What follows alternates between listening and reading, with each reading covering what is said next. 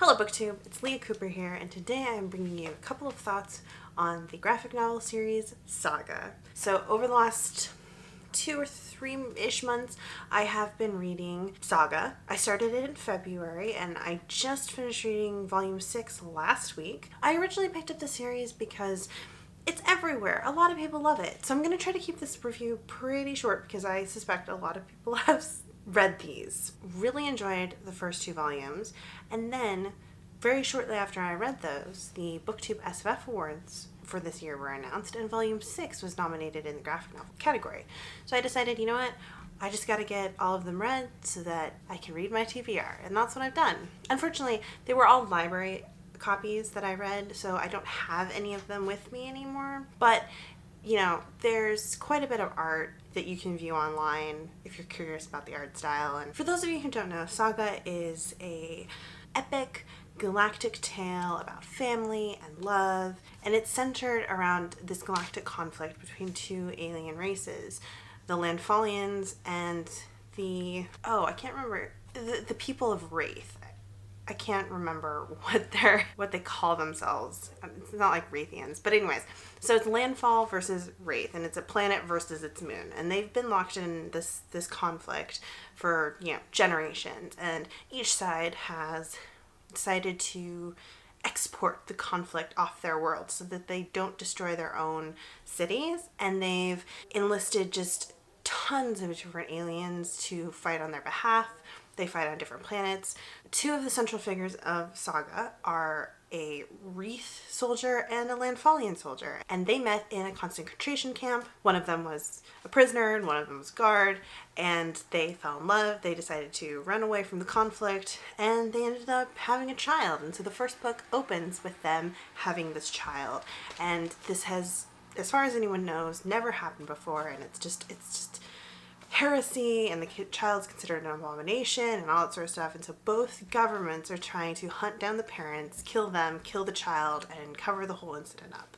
The rest of the story is really just that plot unfolding as more and more people pursue them, more and more people go after them, as they get separated, as they get allies, as they lose allies. It's just, one thing after another about 2 parents trying to survive. Now, specifically, volume 6, since I am in some regards doing this review just because I'm trying to do reviews for all of the books I read for the BookTube SFF Awards, so specifically volume 6 picks up several years after the end of volume 5, and it mostly stars their child, Hazel, who's grown up into a young girl, and at this point she has been captured. No one really knows who she is, but she has been captured and taken to a landfall concentration camp where she's been held for many years, and it involves her parents looking for her and just everyone's lives kind of unfolding several years after, the first 5 volumes. I don't think that's really a spoiler. I mean, it's a little spoilery, but so things I really liked. I love the art. The art is phenomenal. It's been gorgeous throughout the entire series and really consistently gorgeous. Tying into that, I really love the diversity. I like the diversity in different alien races. I like the diversity of relationships. There's a lot of queer representation of different types. There's a lot of different relationship examples, like platonic relationships, family relationships, romantic relationships, like lots of different examples of that. There are just a lot of alien races. I mean, can you call it diversity if they're aliens? I would, because I just think that's really cool, and a part of me wishes I lived in Star Trek and the Federation with aliens. So I think that's really, really cool, and I love how they're all depicted. The plot is good. I did not pick up the series because I thought the plot sounded interesting, because it's pretty standard, forbidden love, running away from the authorities. There's not a whole lot new there, but it's good.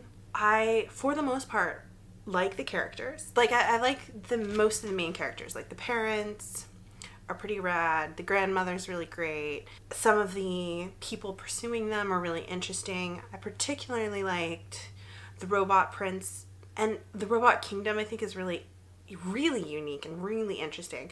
However, I'm not a fan of all of the secondary characters.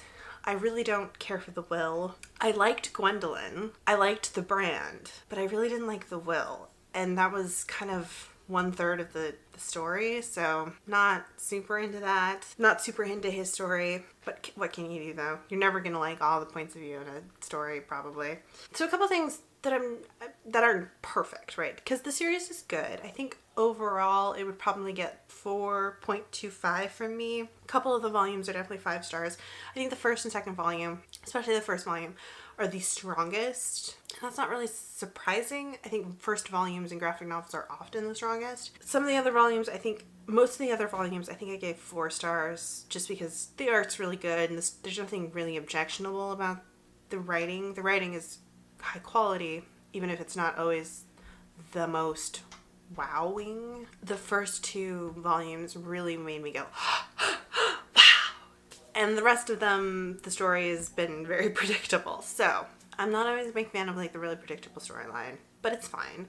And then, like I mentioned, I'm not always super into some of the characters, but there are more characters I like than characters that I'm just kind of bored with. The biggest issue, I think, is that several volumes in the middle just feel like filler. Like there were parts of volume 3 that I found interesting, but quite a few parts I just was meh.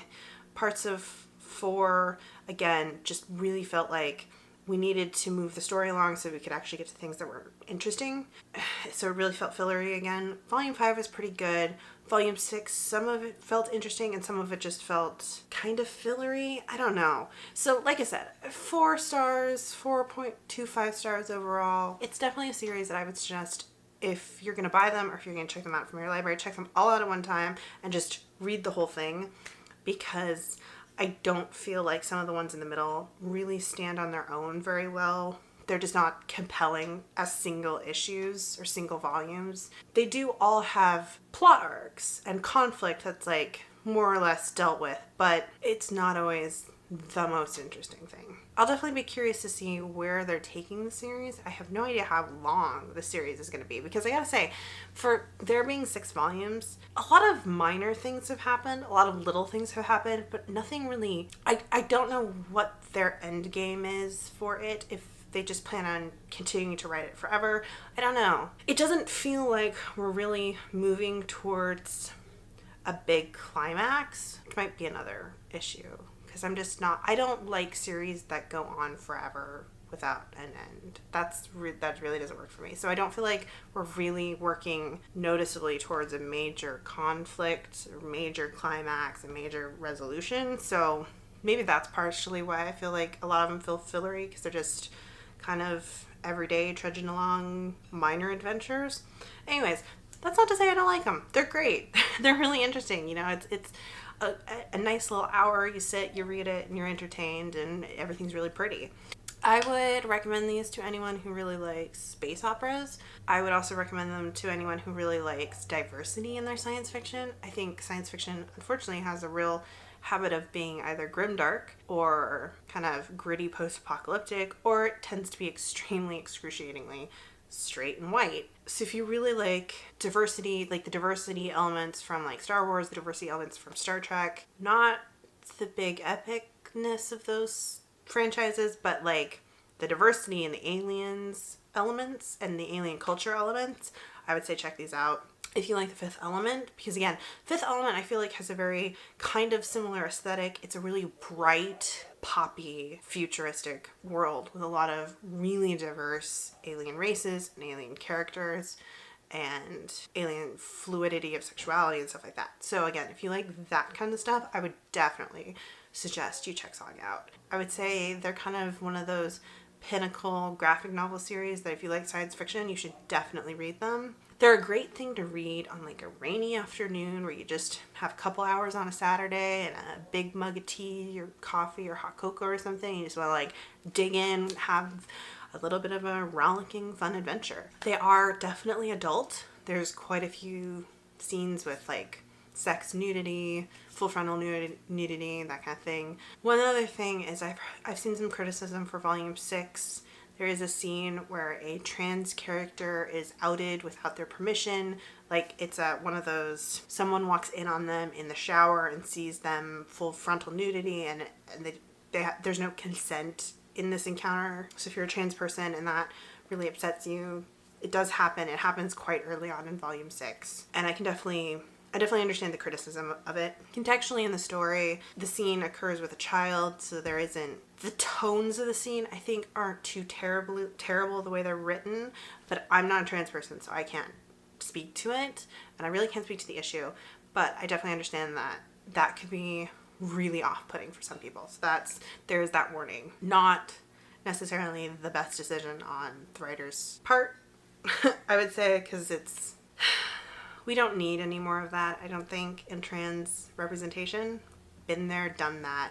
I don't think anyone really cares for it, because again, there's no consent involved and it's disrespectful. So that's my one warning, or my 2 warnings. I tried to think of a graphic novel I've read that's comparable, but I really have not read a whole ton of science fiction graphic novels, so unfortunately I can't give any other recommendations. With regards to the BookTube SFF Awards, so obviously Volume 6 has been nominated, and it's standing up against Monstrous and Descender Volume 2. I still have not read Descender Volume 2, because it's not at my library, and I'm really upset about that. I don't know how I'm going to get my hands on it, because I really don't want to pay $16 for a copy of it. But I have read Monstrous, and honestly, I don't think Volume 6 holds up against Monstrous. And this kind of ties back into my comment earlier about how I think first volumes in graphic novel runs tend to be really, really strong, because Monstrous is incredibly strong for a first in a series. And so it's difficult, I think, to compare the two. The plot has drug out so far in Saga that I think the standalone, if you just take the plot of Volume 6 on its own merits, it's kind of weak. It fits into the tapestry of the whole series arc, but on its own it's just kind of, it's fine, but it doesn't hold up to kind of the grand mystery that is Monstrous. So I really need to get Descender Volume 2 so that I can compare that. We'll see. Anyways, thanks for watching this review. Let me know if you've read Saga or if you're thinking about picking it up, and I'll see you guys in my next video. Bye.